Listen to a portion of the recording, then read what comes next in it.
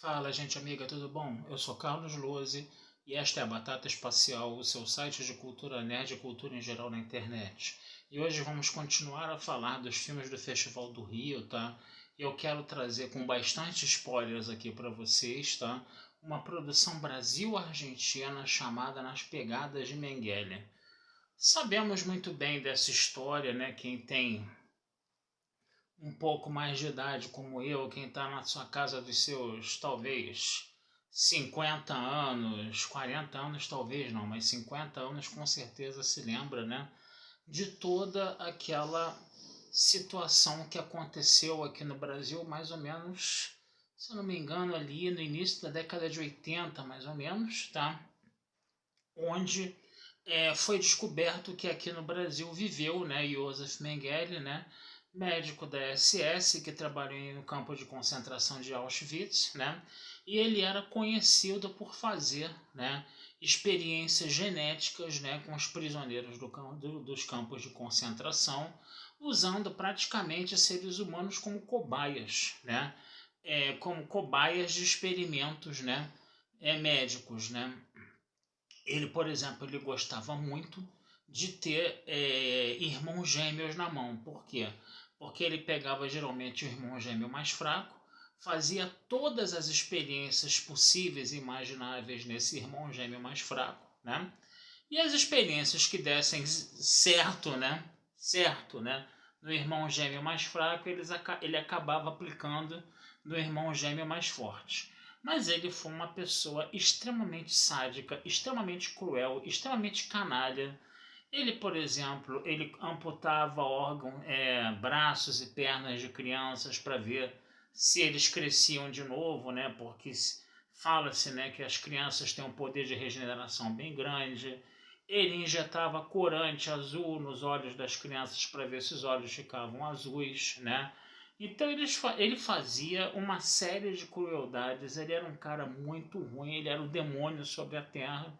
E ele estava sendo, obviamente, caçado, né, pelo serviço secreto israelense, pelos judeus, né, aqui na América do Sul. Inicialmente ele se instalou na Argentina, né, mas quando ele percebeu que a situação, que o cerco estava se fechando ele na Argentina, ele acabou se mudando aqui para o Brasil e viveu tranquilamente até morrer afogado, né, numa praia no litoral de São Paulo, em Bertioga, em 1979.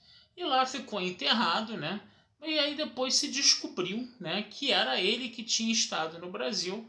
E aí foi feita a exumação do cadáver para poder verificar se o corpo era dele mesmo ou não, numa época em que não existia exame de DNA, que você na verdade usava comparações de imagens fotográficas, né, dele como oficial, documentos oficiais da SS, e dele mais velho, né, e também fazer a própria reconstituição, né, do rosto dele, da cabeça dele, né, usando o crânio, né, que foi tirado, né, da exumação, né. E naquela época isso daí acabou gerando esse assunto acabou gerando uma controvérsia muito grande, né?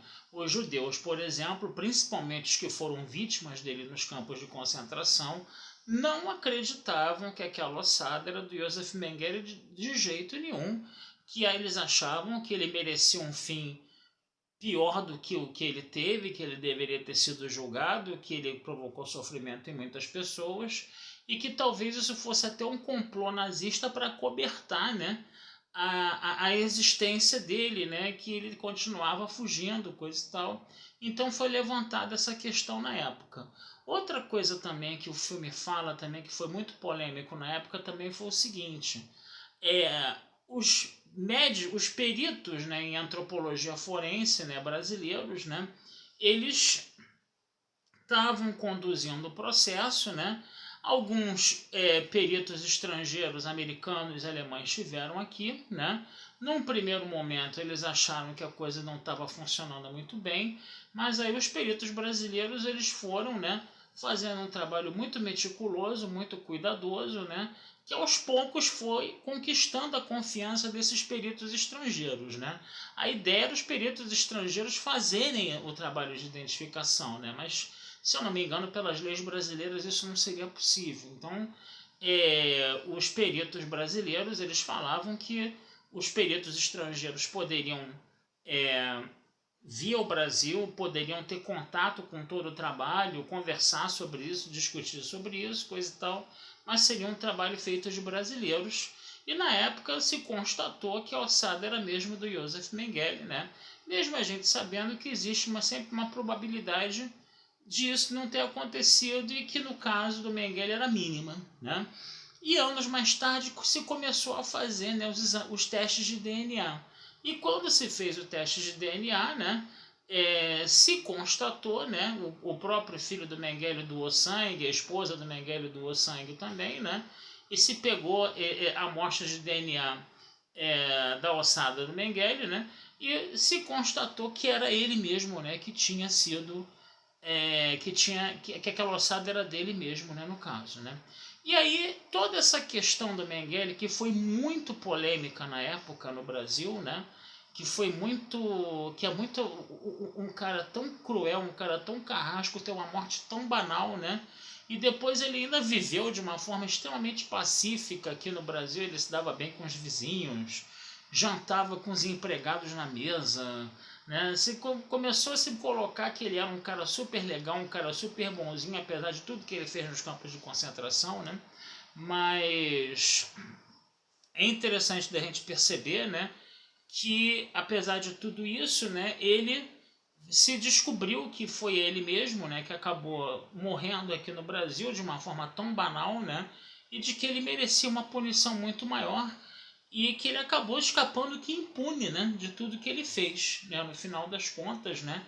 Isso provocou uma situação de comoção e de indignação muito grande, né, pelas coisas que aconteceram. Mas por um outro lado, né, a antropologia forense ela ficou muito mais bem vista no mundo inteiro. Os peritos brasileiros ficaram, vamos dizer assim, com um prestígio bem maior, né? Um país de terceiro mundo, subdesenvolvido, de repente fez um trabalho de perícia e de ciência muito que acabou sendo reconhecido no exterior, que acabou sendo muito respeitado, né? E a própria medicina forense também, a própria antropologia forense teve um avanço muito grande, não só em técnicas e em importância no mundo depois desse caso do Mengele, sendo que ela começou a ser usada até para identificar desaparecidos argentinos, né? O filme ele é narrado por um argentino, né, que fala sobre medicina forense. Teve um americano que estava instalando a medicina forense na Argentina, que queria participar, foi meio relutante no início, né, mas depois ele acabou participando também de toda essa questão do Mengele. Ele queria, inclusive, dar mais uma examinada, né, na ossada, mas parece que ele acabou não sendo autorizado, coisa e tal. E outra coisa também que você vai ter, né, é que a questão da ética médica passou a ser muito mais discutida de forma muito mais aprofundada depois, né, que essas experiências genéticas, né, do Mengele usando cobaias humanas, né, vieram à tona e foram denunciadas para o mundo inteiro, né? Então toda essa situação que aconteceu aqui no Brasil no início da década de 80, né, teve desdobramentos interessantes que provocaram avanços, né, na medicina forense e provocaram avanços na questão da ética médica. E a ossada do Mengele, o que fizeram com ela? Enterraram de volta? Não, a ossada está lá. Eu acho que no IML de São Paulo, se eu não me engano, está lá. E ela é usada, entendeu? Nos cursos, né, de formação de peritos, né, justamente na análise e no estudo desse caso, né? Todo o material que foi utilizado, que foi feito para tentar identificar a ossada do Mengele hoje está guardado em museu, está guardado em bibliotecas, né? Na Unicamp, acho que é na Unicamp que está guardado em bibliotecas, coisa e tal, tá? E hoje em dia, se o Mengele fez experiências médicas usando cobaias humanas, né? Hoje a ossada dele é usada para desenvolver estudos e formar gerações de médicos, né? É a famosa ironia das coisas, né? Ironia do destino, né? Como se fala, né? Mas, gente, é um documentário bacana. Eu tenho a impressão de que esse documentário ele deve estrear em circuito depois, já que é uma coprodução Brasil-Argentina. e procurem esse documentário para ver que ele é muito interessante. Ele fala não só da história da Segunda Guerra Mundial, mas fala também de todo esse processo que ficou meses e meses sendo falado na imprensa aqui. Eu me lembro de tudo isso, tá? Eu vivenciei aquela época, eu vi, né, como tudo isso foi discutido e colocado, né, nos telejornais na época, tá? E é muito interessante de vocês verem esse documentário aí, é muito bacana, né? Todo o trabalho, todo o esforço que foi feito para identificar a sua ossada numa época em que não existia exames de DNA, né? Então é isso, gente. Vou ficando por aqui, tá? Desejando vida longa e próspera a todos. Não deixem de visitar meu site batataespacialtodojunto.com.br e futuramente a gente conversa mais sobre cinema aí com vocês, tá bom? Abração, fui e até a próxima.